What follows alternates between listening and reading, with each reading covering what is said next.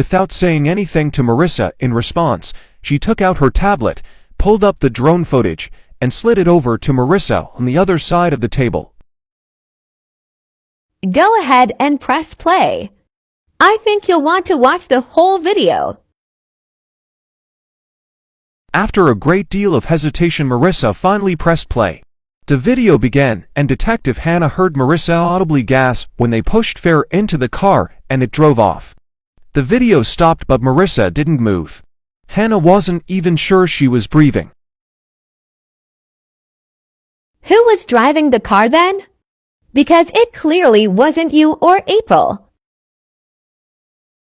I don't remember. How did you even get this footage?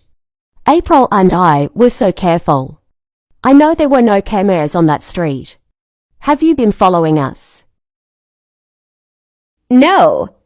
Why would you have a problem with that if I was? Isn't that what you do every day? To other innocent children? A random drone just happened to be recording nearby when the incident occurred. So I ask again, who was driving the car? You make it sound like we have any kind of choice. If you have pictures of us as children, then I'm guessing you know we've been missing since I was her age. I know, Marissa. I've spoken to your father. He recognized you both before anyone else. He never gave up hope that someday he'd find you alive. Now please, help me make sure Farah's parents get to experience the same thing, just a lot sooner. The woman driving the car, we call her Caroline. This is the address we were staying at, although we GPS monitoring on just about everything, so she's seen by now where we are. She's long gone. If you give me a sketch artist, I'm sure I could describe her well enough for a decent picture. Great. Did Caroline have a last name? Where is Farah? How do we get her home safely? None of us have last names. And no disrespect, detective, but you were too late. There is no returning Farah to her home safely. She's gone.